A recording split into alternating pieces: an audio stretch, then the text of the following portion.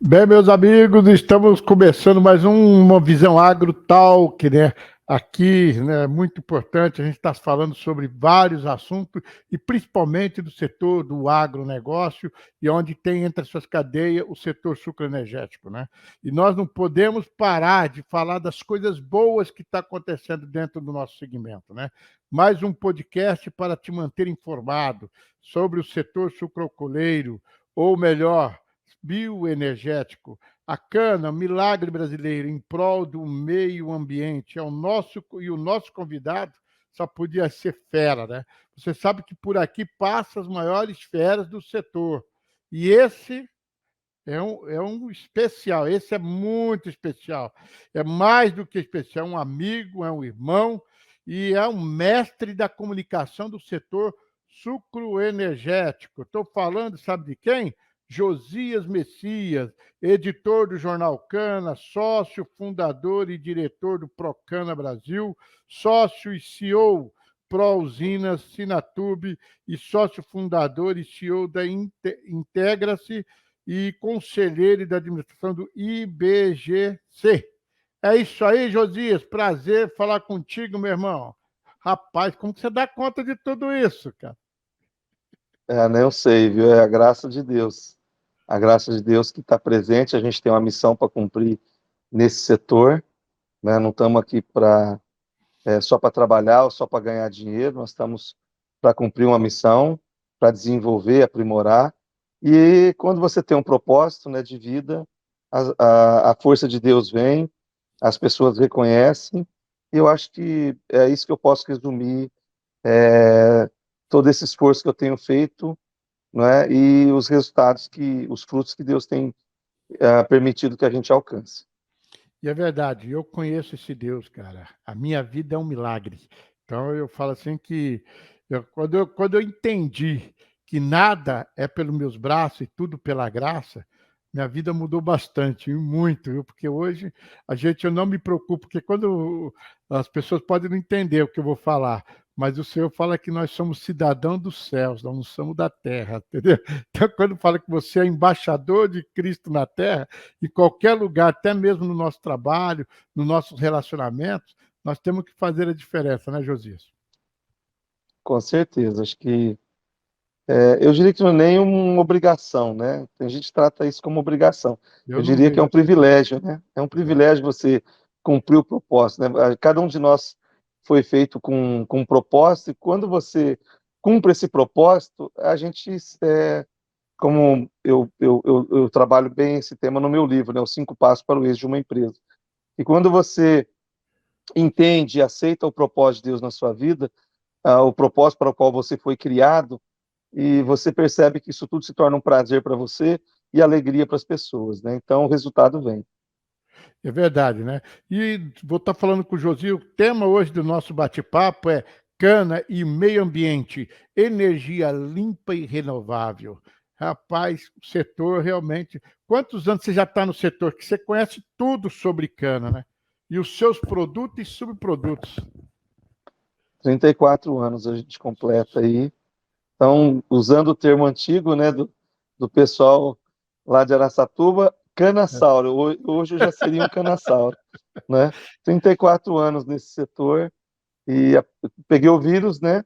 Aham. E cada dia a gente pensa que vai parar, e aí vem uma missão nova, vem desafios novos. Então, hoje, a gente entende mais esse conceito, inclusive o conceito ESG, a gente aplica ele na vida, né? Aplica na organização, nas empresas, e Nós vamos desdobra falar isso sobre para o isso. setor, né? Nós vamos falar sobre isso. E eu estou aí há 26 anos no setor, tá vendo? A diferença é muito grande, viu? Nem tanto. Mais de 10 anos.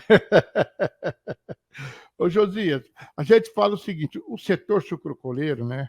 Eu, por exemplo, eu peguei ainda aquela época que as usinas eram tocadas, geralmente pelos usineiros, que pelas famílias, né?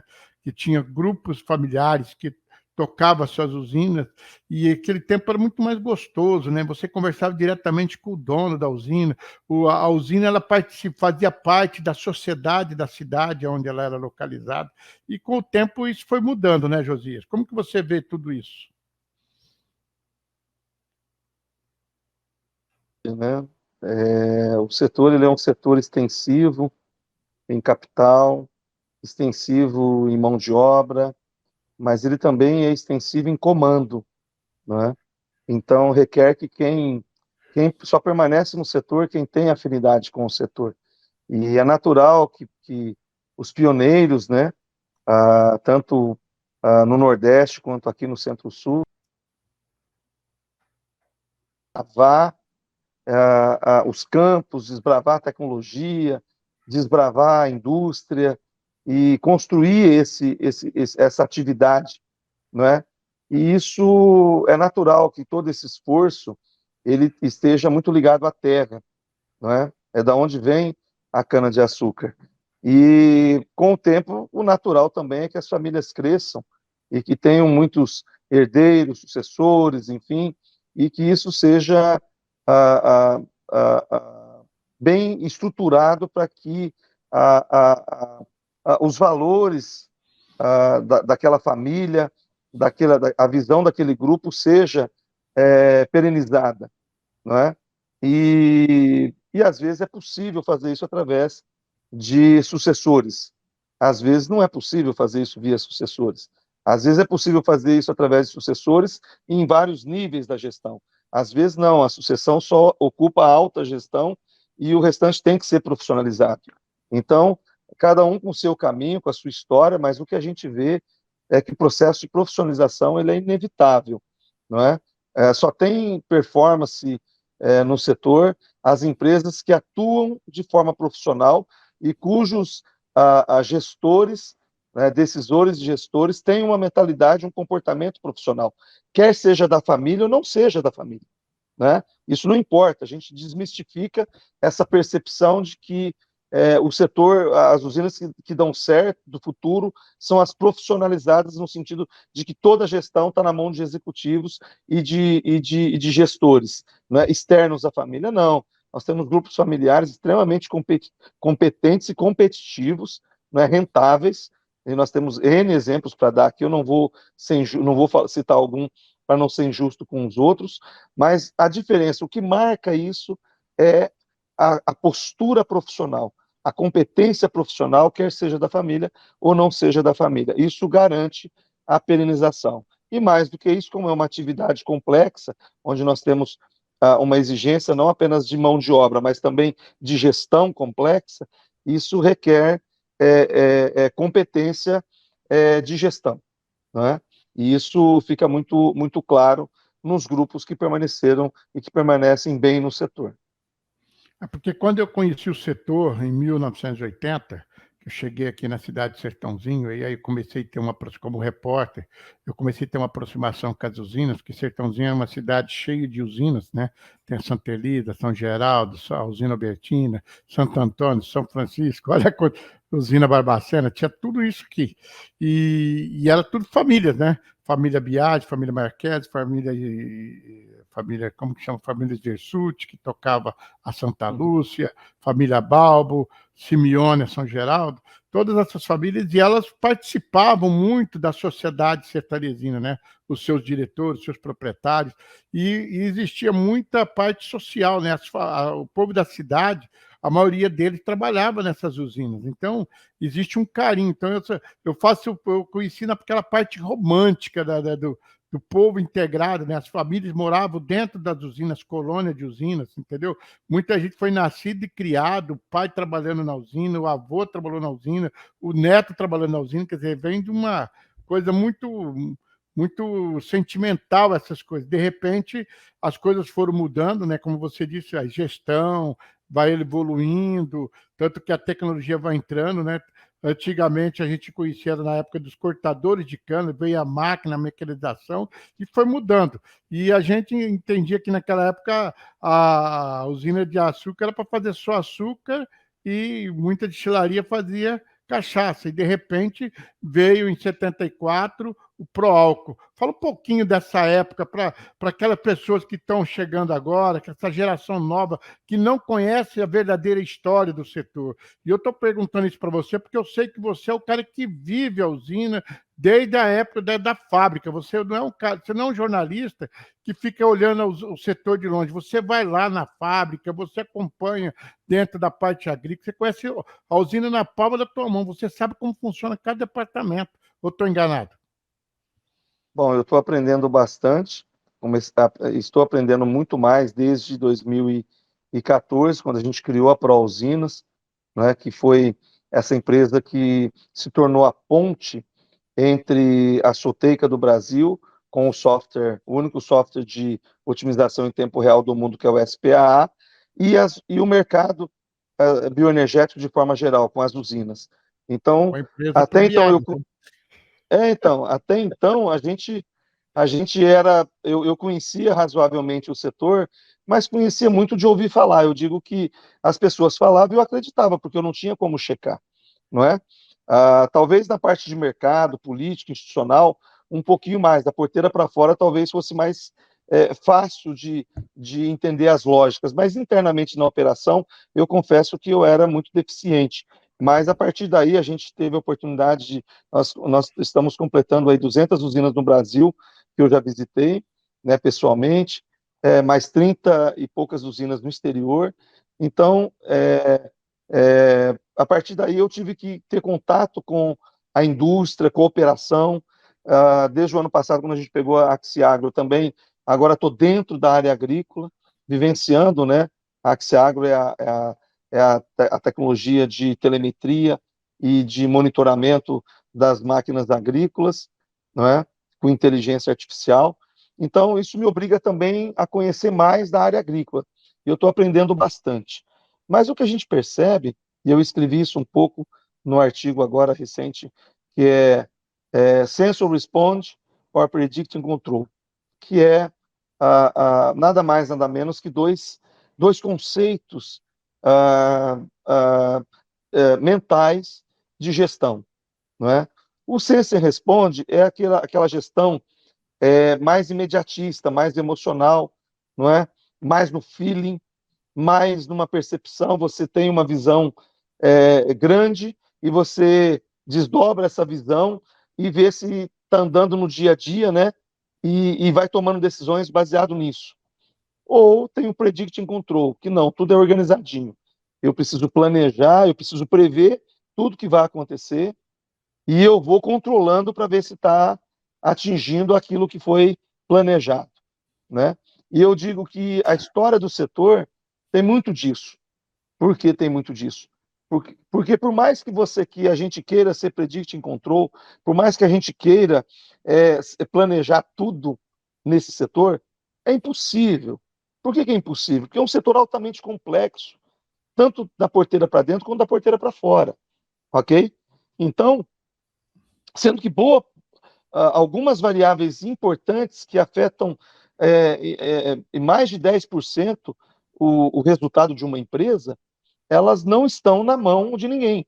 Elas são o que a gente chama de fatores fora de controle, ou cujo controle dessa variável, o custo dela é inviável. Então, vou dar um exemplo. Eu consigo mitigar o clima. Consigo. Como é que eu faço isso? Eu faço toda a minha área com irrigação por gotejamento subterrâneo, ok? Então, 100% da minha cana irrigada por gotejamento, e eu crio uma série de tecnologias que também, mesmo se esfriar, se aquecer, eu consigo fazer com que a planta reaja. Qual o custo disso? Quando você coloca, por exemplo, se você tem capital, beleza.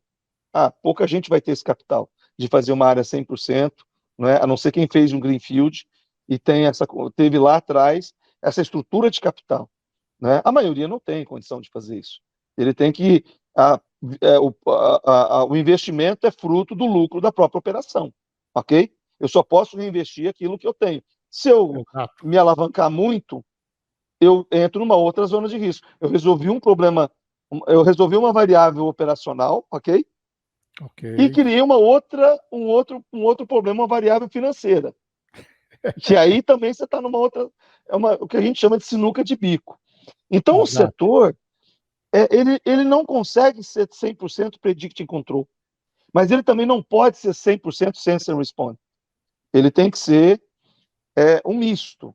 E eu digo que na matriz de motivações, né, que a gente trabalha, eu sempre digo que o ideal, e é quem se dá bem, inclusive, nesse setor, costuma ter essa matriz mental, que por emoção, ele é apaixonado pelo setor, ele está motivado, ele tem um foco, ele está comprometido com o setor, com a empresa dele, né? Ele respira isso, e esse é o grande motivador e faz com que a percepção dele esteja aguçada para as oportunidades e para os riscos.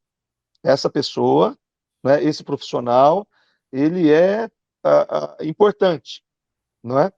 Mas Verdade. hoje em dia não dá mais para você. Quem construiu o setor, boa parte dos grupos que permaneceram e que permanecem até hoje, são frutos de pessoas com essa visão, com esse perfil sense and respond. Né? Ele Verdade. sente, ele faz as coisas por um sentimento, por um compromisso, por um valor, ele adotou como um propósito, né? E a gente vê os grupos, né, envolvendo famílias, estruturando para que a coisa acontecesse. E de acordo com isso, ele vai respondendo, né, conforme a muda política, muda isso, parou o álcool, o açúcar, e ele vai administrando da melhor forma possível, normalmente uma forma mais conservadora, né, para poder ter um certo controle, e fez o setor chegar onde chegou, eu diria, até uns 10 anos atrás. Mas E é 10 uma anos coisa. para cá, assim, só Pode para falar. eu complementar, de 10 anos para cá, a coisa ficou muito mais abrangente. O nível de exigência ambiental, de SSMA, de saúde, segurança, meio ambiente, a própria Sustentabilidade. sustentabilidade, a própria característica da sociedade, trouxe muito maiores níveis de exigência, e mais do que isso, não só as exigências, mas o controle das atividades. Né? A própria governança financeira, a governança operacional, tudo isso, né, exigiu um controle maior do ponto de vista dos dados, daquilo que é gerado, os indicadores. Não é? Então, Sense and Respond é muito importante para ter a percepção estratégica, mas Predicting Control, ele é fundamental para você saber se você está andando na direção certa. Se você não tiver realmente indicadores confiáveis, né, e um planejamento, sabendo, inclusive, pesar quais são as variáveis maior de risco, sabendo fazer uma matriz de risco, né, para você não ser pego de surpresa. Por exemplo, essa redução de preço do etanol, de certa forma, ele era esperado. Mas ele era esperado nesse nível que está acontecendo. O quanto que isso vai impactar as usinas nessa safra? A gente sabe que vai impactar muito, né? Porque não tem tanta a capacidade de mudança de mix, e também a safra já está precificada e contratada de açúcar, tá certo? Então, como é que fica isso? Então, você tem que ter um planejamento para saber, olha, se esse risco acontecer, eu tenho essa saída, eu vou ter que fazer isso, eu vou ter que resolver isso, porque quando esse indicador baixa aqui ou sobe aqui, eu preciso ter uma ação. E isso é Predicting Control. Eu diria que essa geração atual, o que tem feito gerar resultado nas empresas é o misto dos dois. Alguém que tem esse sense and respond, ele tem o vírus da cana, ele é apaixonado, ele é comprometido, ele vive o dia a dia, tem um propósito, não é? Percebe com a capacidade humana de enxergar as oportunidades e os riscos e pesar eles de uma forma empírica, não é? Mas ele também sustenta as decisões com base em dados, não é? Com base em estatística, com base em indicadores e com base em metodologias. Eu acho que esse é o misto importante e é o que vai garantir o futuro das empresas, sem dúvida, é o misto dessas duas competências. Né? Inclusive, você já entrou nessa área da USG, né, que realmente é o que todo mundo está comentando, é o tema hoje do Brasil e do mundo, e o que a gente quer saber é o seguinte: tem algum departamento da área do agronegócio que eles estão meio assustados com isso daqui, mas a gente vê que o setor sucroenergético, né, já para nós não tem problema nenhum, porque a gente já vem fazendo o nosso trabalho do meio ambiente, através do álcool, através do biogás, através do gás metano, quer dizer, a gente já vem né, cumprindo a nossa parte, tanto na parte do meio ambiente, como na parte de sustentabilidade, e principalmente na área social. Porque você lembra que antigamente nós tínhamos um problema com o bagaço da cana. As cidades inteiras da região reclamavam dos fagulhos da cana, porque era queimado, muita criança resfriada, entendeu? E conseguimos transformar um problema numa solução, usando o bagaço da cana para virar cogeração de energia. E não é só por aí, a gente lembra muito bem que na época da crise do petróleo dos anos 80, quando o petróleo estava em alta lá, o setor sucroenergético resolveu comprar álcool e abastecemos, viramos praticamente 80%, 90% daquela época da frota de carro a álcool. Então, você vê, o setor sempre respondeu todas as necessidades do nosso país, como vem agora, né, através da segurança energética. Né? Estamos aí, mais uma vez, respondendo. Então, esse ESG, acho que para o setor nosso não vai ter problema nenhum de cumprir isso daí, né, Josias? Na verdade, o setor, né, a atividade canavieira e bioenergética, ela é ESG por essência. As usinas que permanecem, que permaneceram, são porque elas já praticam o conceito ESG antes mesmo dele ser Exatamente. nomeado, porque esse conceito já existia, com outras palavras, com outras motivações, não é? E quando a gente pensa em meio ambiente, você pega uma usina Petribu, 270 anos, né? Você pega a usina da Pedra, 100 anos, né? 90 e poucos anos. Então, é, é, é até suspeito alguém querer falar que uma empresa dessa não seja Coluripe, tudo sustentável, investe Coluripe, e muito no assim, meio ambiente. assim, eu vou pegar algumas mais velhas só para dar o exemplo disso. Ou seja, como é que não é sustentável, querido? Então, é sustentável. Agora, tem environment, ou seja, meio ambiente, né? É social e é governança, tá certo? Também, se você for olhar, só sobreviveram e só estão bem aquelas empresas que têm uma governança boa, que sabe comandar, né? Tem alguém que pensa, alguém que executa, alguém que acompanha, né? Que roda, de fato, a gestão correta.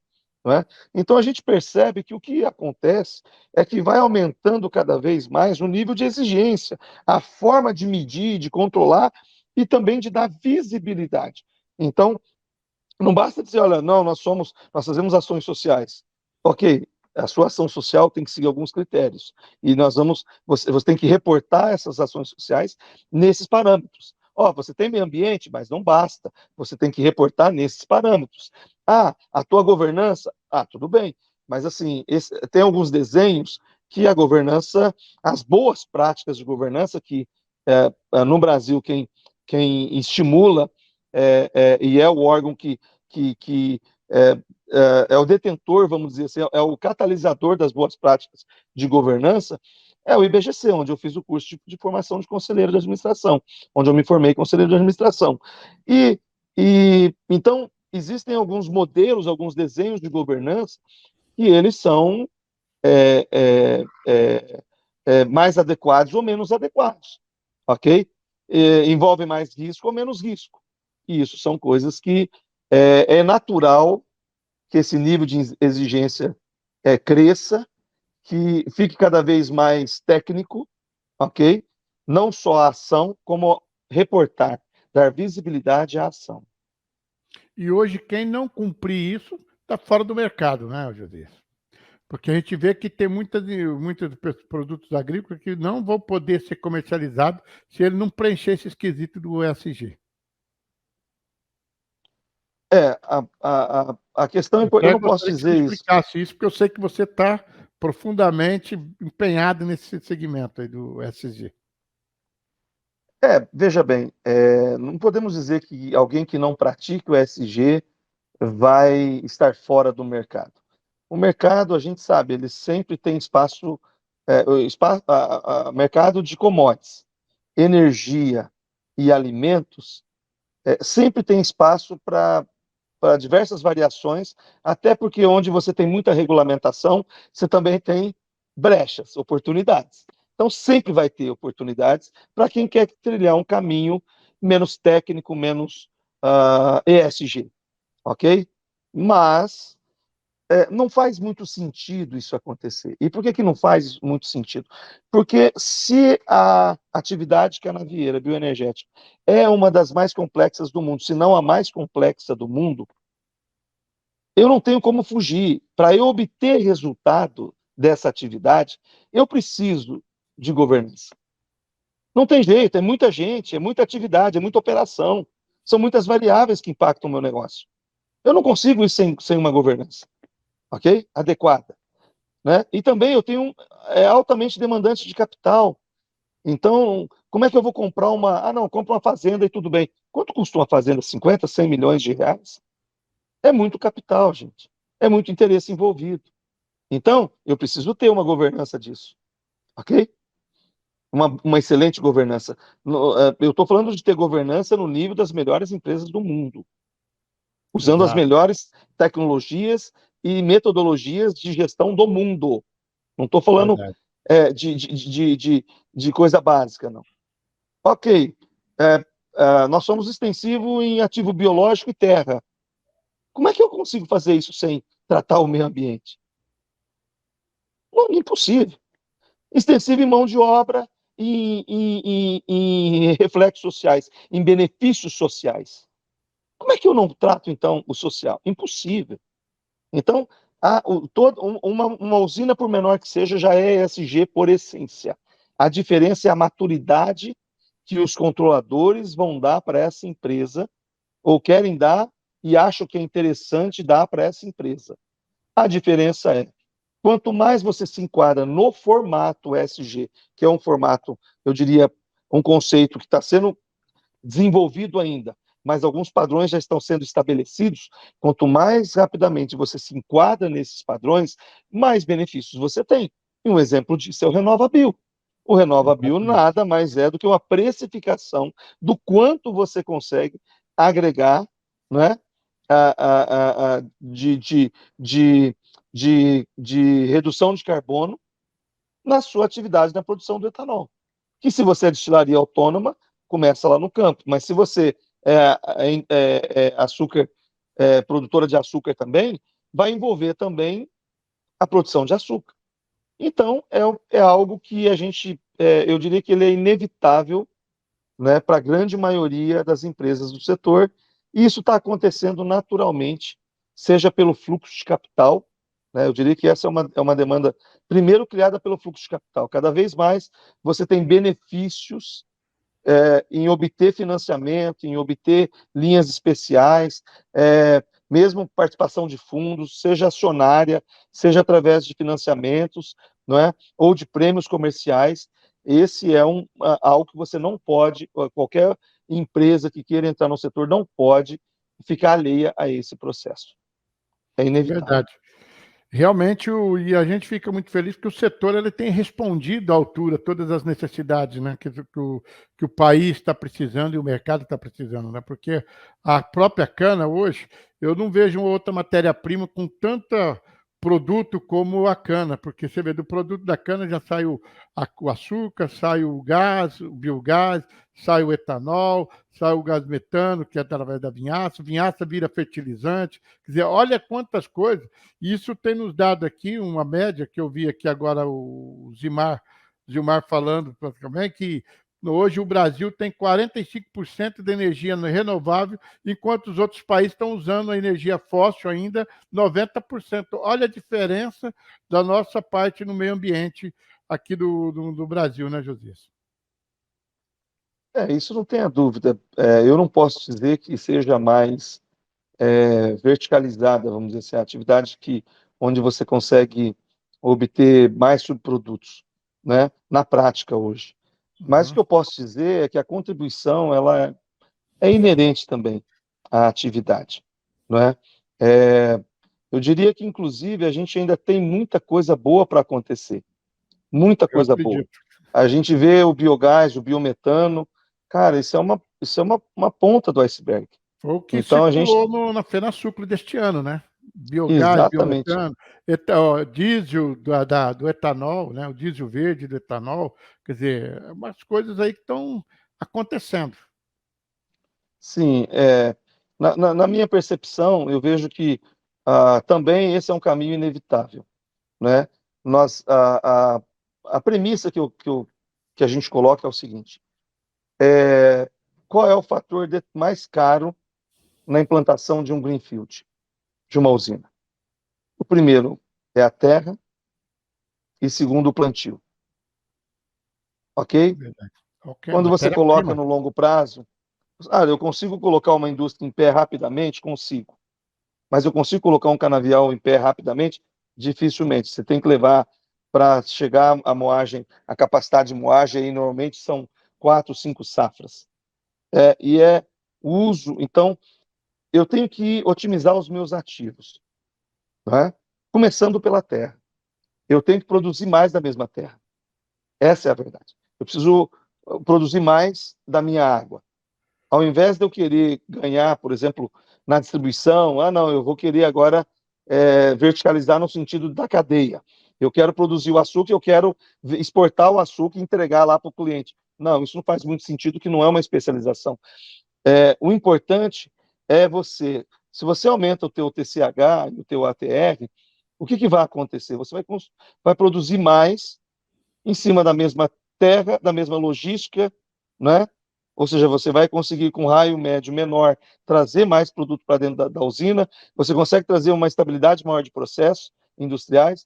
Então, tudo isso leva a tirar o melhor possível daquele site, daquele local.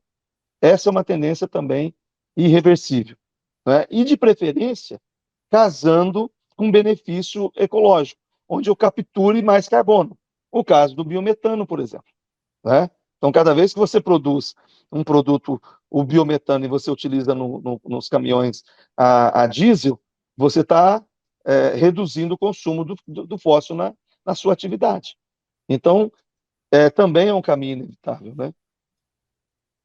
É verdade, realmente as coisas estão tomando uma forma aí que a gente fica até feliz, porque realmente o setor tem correspondido, né? E agora, falando um pouquinho sobre biogás, a gente está vendo aí que, por exemplo, só a Raizen está se preparando para fazer mais 23 unidades de usina para captar biogás.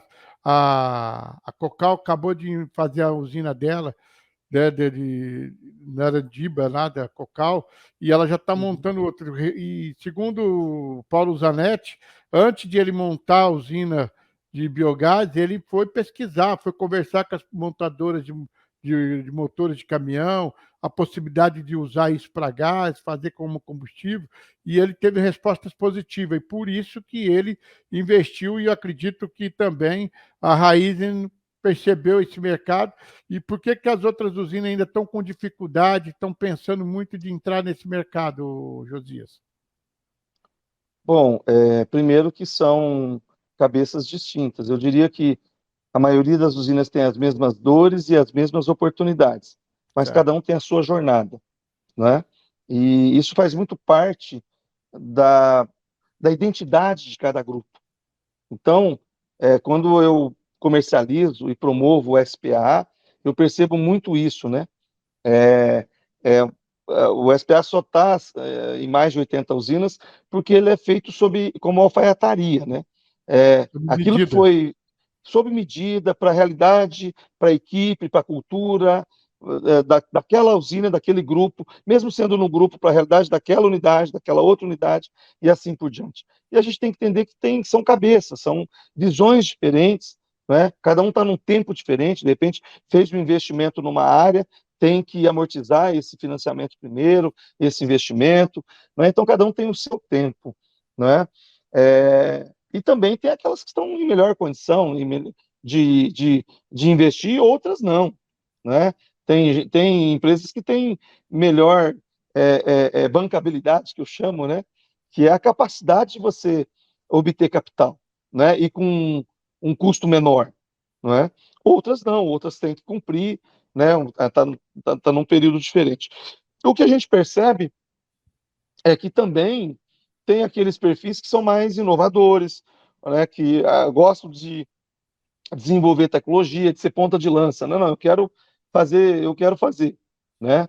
E tem mais esse perfil. Outros não, outros querem primeiro ver, ele entende que para que eu vou ficar desenvolvendo, perdendo tempo e dinheiro, se eu tenho, se a minha operação demanda tanto da minha atenção, da minha energia, né? Por que que eu não posso aguardar? Vou observando, né?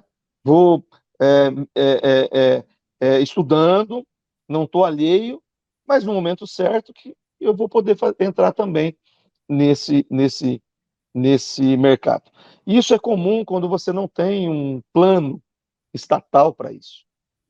Principalmente um plano, não é um plano que regulamenta, mas um plano que incentiva, que cria financiamento, que cria capital, que cria benefícios diretos, né, subsídios diretos.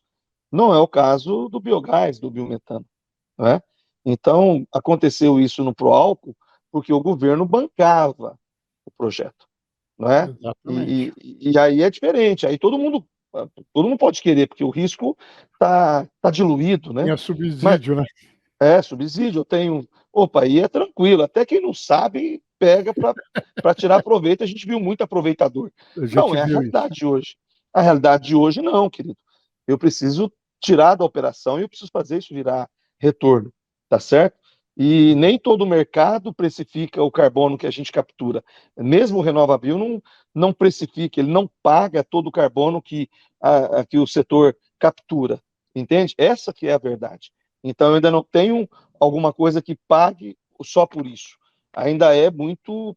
A gente fez um webinar sobre isso e a gente percebe que sim, existe uma precificação, existe alguém que ainda está interessado, que paga um valor melhor é, pela, pela, pelo biogás, vamos dizer assim, do que a outra fonte. Né? Mas essa não é a nossa realidade. É verdade, realmente, porque a gente vê aí que o pessoal está acreditando muito, né? Porque passou a ser mais uma fonte de renda para a usina, né? Porque a usina, que ela no passado ela vivia só da produção do açúcar, e depois veio o etanol, e depois disso foi criando novos subprodutos, né? Então, quer dizer, hoje você pega o mercado de biogás aí, virou mais outra fonte de renda. RenovaBio, o selo do RenovaBio, você vê que chegaram a pagar até R$ 220 por cada ponto. Então, quer dizer, começou a dar uma melhorada agora, deu uma reduzida, mas é uma coisa que fica oscilando, mas passou a ser mais uma fonte de renda para o dono da usina, né, o Josias?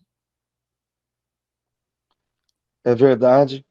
Eu vou te pedir um favor. Eu Fala, tô com o meu carro na oficina e a pessoa tá me ligando aqui. Só um minuto. pode atender aí, que eu vou tocando por aqui. Não, meus amigos, nós estamos falando com o Josias Messias, né, que é o CEO do editor do Jornal Cana, CEO da Procana, falando hoje sobre cana e meio ambiente, né? Energia limpa e renovável. Então a gente está batendo um papo aqui para saber realmente como que está o setor sucroenergético nesse momento, por muitas lutas, por muitas batalhas, muitas dificuldades.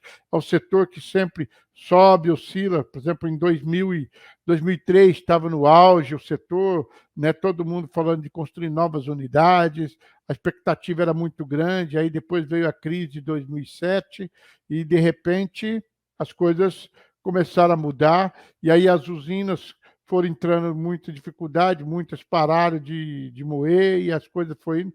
Quer dizer, a gente naquela época estava com mais ou menos umas 500, 400 e poucas usinas, a média era de se levantar mais 150 novas unidades, né, José? Estou falando que no ano de 2003, o auge do setor sucrocoleiro estava muito forte e a vontade de construir novas unidades, né, na época, falando até em construir mais 150 unidades. Nós estávamos com umas 400 e pouca e hoje estamos com 380 usinas, quer dizer, caiu por causa da crise de 2007, 2008, o setor sofreu demais e agora que vem recuperando, né? E agora com o preço do etanol aí baixando, a gente fica meio preocupado, mas o setor ele responde porque ele não tem mais só o etanol como produto, ele tem outros produtos que pode dar o equilíbrio no orçamento da usina, não é? É assim, mais ou menos assim?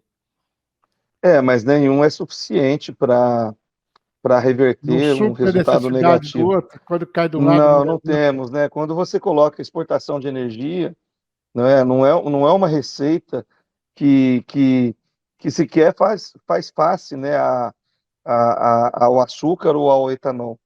Então, de fato, é algo que preocupa, né? Toda vez que desce ou sobe o preço, esse é uma outra, uma característica do setor, né? Que por ser commodity, tem essa dificuldade.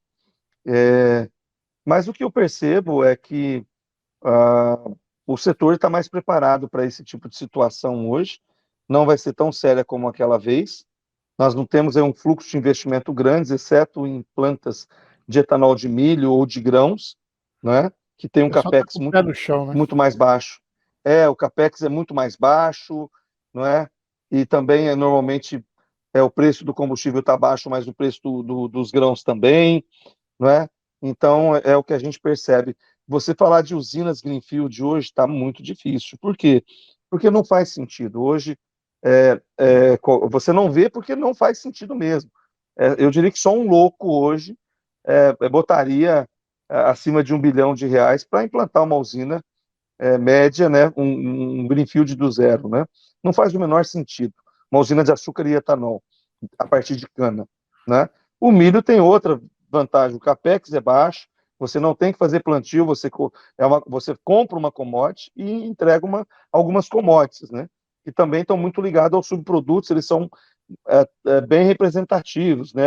O DDG, o DDGS, o óleo, então faz muito mais sentido hoje. Então, mas o setor está bem mais preparado, viu?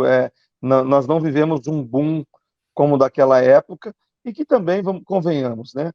Foi uma onda internacional e que, em parte, fez mal para o setor, né? Foi sim, realmente foi preocupante, né? Porque estava acostumado, né, a ser subsidiado, ter a linha de crédito facilitada, e de repente a coisa virou e muitos não resistiram e acabaram parando com as suas unidades, mas a gente está vendo que ainda existe muitos grupos procurando usina no mercado para poder adquirir, né? Então, eu acho que tem muita gente que está acreditando no setor, né, Josias? Não, veja, o setor ele é estratégico não apenas para o Brasil, ele é um setor estratégico para o mundo, Tanto é que a ok? Europa está falando em fazer investimento no meio ambiente aqui da energia limpa e renovável aqui no Brasil. Então, injetar aí um recurso muito forte aqui no Brasil. Sim, os países que não têm essa matriz renovável, né, e não têm essas oportunidades ambientais como o Brasil, realmente tem que é, é, ainda não tem um mercado precificado, como eu disse, não é um mercado forte, mas ele é crescente, né? E isso vai facilitar muito, é uma das vertentes que sustentam, né, o futuro do setor bioenergético. A gente pode acreditar nisso, né, que por mais que tenha uma certa volatilidade, aquelas curvas, né, a gente percebe que o setor bioenergético ele vai continuar porque ele é estratégico para a humanidade. Eu acho que nós podemos fazer a diferença, né? Porque a gente vê que cada ano a demanda por eletricidade aumenta todo no mundo inteiro, né? Impulsionado tanto pelo crescimento populacional como por nossos crescentes dependência desse recurso. E o que é mais importante, que pois somente o Ministério das Minas e Energia ele diz o seguinte, que o crescimento será de energia limpa e renovável, de cogeração de energia, será em torno de 27% até 2029. Você acha que a gente consegue atingir isso daí? Bom, uma É das jogado coisas, na rede de energia elétrica? olha, eu pude participar agora na semana passada do seminário, do webinar Cogen Única sobre cenários do mercado de bioeletricidade. E a gente percebe que sim, que tem Tem condições, sim. o setor, ele é um setor, primeiro que o maior crescimento, né, dessa base de geração de energia elétrica no Brasil está sendo e como tendência deve continuar sendo é, é, de energia solar e de energia eólica, Eólica. que são consideradas energias intermitentes, né? Apesar da Dilma querer ensacar vento, fica mais difícil. E também parar o sol, né? Tem gente também querendo parar o sol, mas também é mais difícil.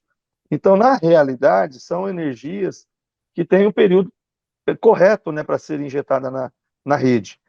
E em algum momento ela vai, cada vez mais vai ser importante esse trade-off com as outras fontes de energia.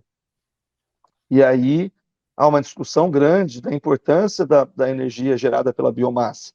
E a gente acredita que com o SPA, por exemplo, o software que a gente representa e que otimiza a cogeração, né, e os processos industriais, ajude inclusive nisso, de como já tem usinas, e a gente tem clientes que têm contratos com específicos para determinados horários, né?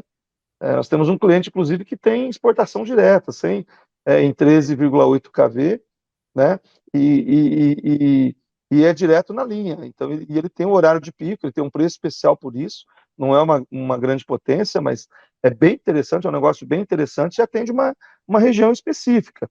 Isso é muito bom, né? Então, o setor tem essa capacidade, né, se não suprir, mas complementar essa demanda por energia, não é?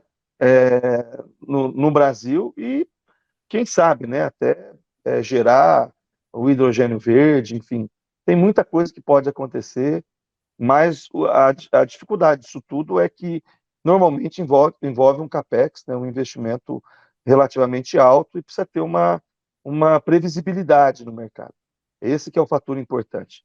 Quanto menos previsibilidade, mais difícil a obtenção de investimento e até de estímulo, né, para isso.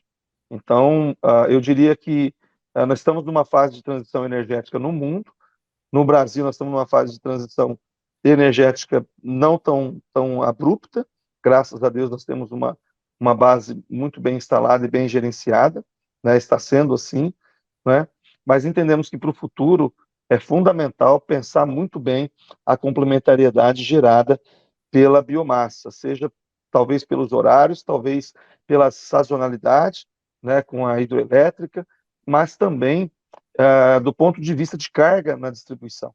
É um assunto que foi bem debatido lá, essa questão de você ter a proximidade com os centros consumidores, né? Isso também é importante.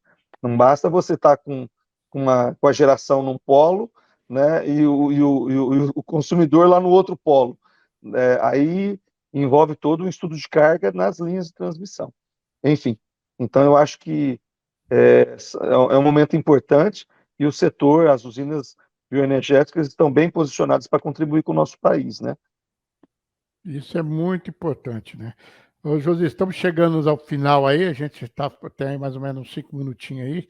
Eu gostaria de ouvir de você aí mais alguns detalhes sobre o setor, o que nós podemos esperar agora, principalmente agora nós estamos passando aí um ano eleitoral, que eu vejo assim que 2022 é um ano de decisões. Nós estamos aí à beira das eleições, onde nós temos o ex-presidente lutando para voltar e o atual aí brigando para permanecer, e a gente não sabe aí realmente o que pode acontecer. Eu nunca, na minha vida, nunca vi uma eleição tão disputada e aonde a gente vê que realmente a ditadura, a nossa liberdade está correndo sério risco. E principalmente a gente começa a ver isso como empresário, como geradores de emprego, a gente vê as coisas acontecendo e principalmente do nosso segmento. O que nós podemos esperar, Josias, na sua opinião? Bom, o que a gente pode esperar, se não houver fraude, né? Se não houver manipulação, é que a democracia vença, a democracia verdadeira, e não essa ditadura que estão tentando envermelhar a nossa bandeira, né? Na minha percepção, para o setor, ele tem que estar apolítico, né? Não tem que estar focado a falar assim, o setor é tal candidato ou o setor é tal candidato. Isso não existe. É uma decisão pessoal, o voto ele é pessoal, individual, e não tem como se posicionar dessa forma. né? A gente pode torcer, como eu torço para o Corinthians e alguém possa torcer para outro time, essa torcida tem que estar aí, cada um E temos contribua que da melhor forma. respeitar, né, a liberdade de um do outro, né? De você é Claro, A ou você é B, a gente tem que ter o respeito nisso daí. E é o tem, que a gente às vezes não está ouvindo, não estamos vendo acontecer neste momento, né? Quando você sim. fala assim, ó, eu sou do A, o do B já vem imediatamente te agredindo e vice-versa. Então, acho que o caminho não é por aí. Então, isso nos deixa muito preocupados, principalmente amanhã, dia 7 de setembro, né? Mas o programa vai só segunda-feira, próxima segunda-feira, mas a gente não sabe o que pode acontecer disso daí. Se realmente o povo vai mesmo para a rua, a expectativa é de que esteja maior número do que o ano passado, mas tem gente que já acha que pode ter medo, porque está com medo de sair na rua. Então a gente não sabe realmente o que vai acontecer. Essa incerteza pode até atrapalhar os negócios, né? Você não acha? O que eu vejo é o seguinte, pensando como setor, eu diria que quando você tem um Paulo Guedes na economia, que é pragmático, não é?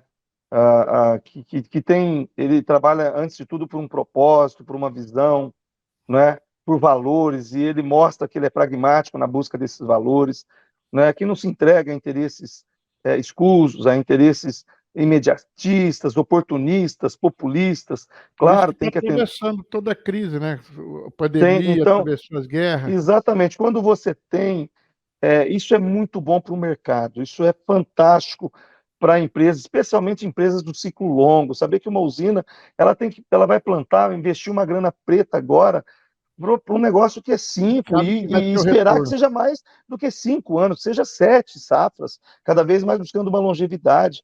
Então, não é algo simples, né? E aí você correu o risco de cair na mesma armadilha do passado, alguém que numa hora chega e olha, nós somos etanol e é o mundo.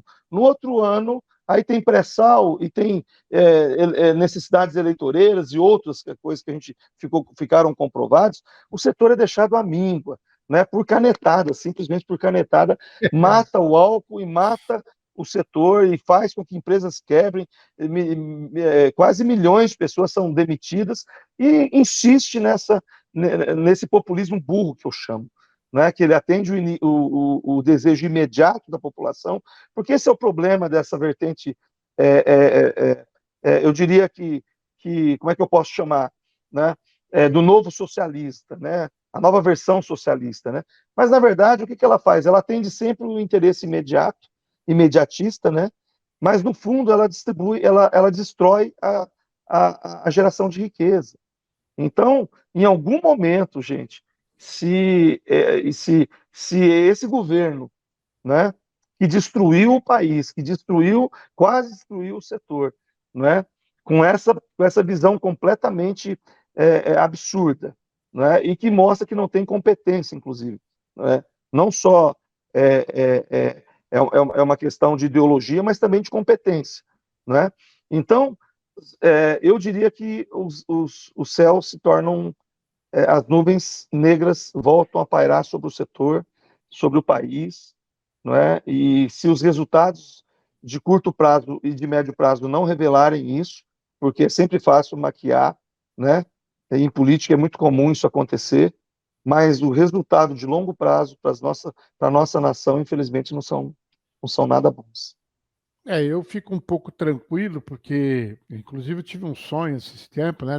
O céu estava totalmente negro, né, na nação, e aí a gente vai orar, e a gente sabe quais são as pessoas que estão.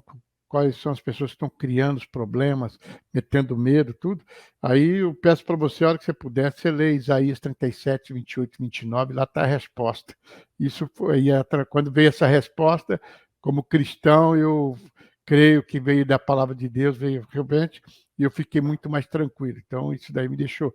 Então, eu estou aqui vendo, mas eu tenho a certeza de que quem está cuidando de nós lá não vai deixar a coisa complicar mais do que já está, não. Então, eu fiquei muito feliz com isso e eu acredito nisso. É que nem você falou, se não houver nada, se tudo for limpo, se ganhar, ganhou limpo, se perder, também perder limpo, isso que importa. Agora, porque quem está na mão do povo, é o povo, porque você lembra que na Bíblia fala assim, quando o povo era ruim, Deus permitia que entrassem reis ruins. Mas quando o povo era um povo bom, Deus botava um rei bom. Então vamos ver a resposta. Será que nós somos um povo bom? Será que nós somos um povo ruim? Então, o que, que Deus vai colocar para nós aí no dia 2 de outubro, né? Mas, Josia, muito obrigado por você ter aceitado o nosso convite. Fico muito feliz. Você não sabe a alegria que você me deu de estar conversando com você aqui agora. Olha, a alegria é minha, sua câmera está aí, ó. Ah, já arrumei Agora tá aqui. vendo? É que eu fiquei muito. Ah, emocionado. É, Mas, enfim, minha alegria também, às vezes as pessoas pensam que nós somos concorrentes, né? Muito não, pelo contrário, eu não tenho essa é, visão, há muito tempo que eu não tenho essa visão de concorrência, eu acho que tudo tem que agregar para o setor, né? ah, E tudo que vier para agregar conhecimento, informação, não é? Intercâmbio, eu acho que isso ajuda o setor. Então, para mim também é uma honra, um prazer participar. Só sinto muito que eu me preparei para um podcast, né? podcast. Então, eu estou aqui com a roupa que eu vou fazer pilates, né? Não, E descabelado e tudo mais. não, não. Mas é bom também que quem É me nu e assiste crua, vê Josias, vê o na sua Josias nu e cru, intimidade. do jeito que é o dia a dia, não é? E isso é muito bom, e para mim é um privilégio. O pessoal já falou que eu sou um evangelista, um catequizador, né? Então, Tinha que ser. no setor que eu faço questão, sou sempre otimista, eu continuo otimista. Eu continuo otimista, sabe por quê? Porque a grande maioria das pessoas desse setor são pessoas de bem. Eu Isso me creio anima nisso. muito, por isso que eu gosto de viajar, por isso que às vezes a pessoa fala, vamos fazer uma reunião virtual, eu falo, tudo bem, mas se você quiser eu vou, como saio na É quinta-feira, gostoso viajar. Eu tô com amanhã saudade tem disso. desfile de 7 de setembro, eu vou estar aí, não abro mão, mas quinta-feira de madrugada passo por Minas Gerais, vou terminar visitando usinas lá em Goiás, né? E faço questão disso, por quê? Porque a grande maioria, grande, eu diria que quase 100% do setor é gente de bem, é gente que trabalha duro, que faz o seu Lutadora. esforço, lutadora, sabe, com a motivação correta. Então, é muito bom você lidar com o setor, é muito bom você conviver com essas pessoas, e isso me anima muito, e para mim é um privilégio, uma honra participar do seu programa, porque você é um desses também. Obrigado, Josias. Querido, um abraço, que Deus te abençoe, juntamente com a sua família. E eu sei que você é um cara que realmente leva o sangue, né? O açúcar no sangue e o álcool, mas não de beber, mas de injetar mesmo naquela alegria de ver o setor prosperando cada vez mais. Um abraço, querido. Que Deus te abençoe. Obrigadão, Alex, você e sua família também, e a todos que nos ouvem e nos assistem. Tchau, tchau. Um abraço, fica com Deus, tchau, tchau.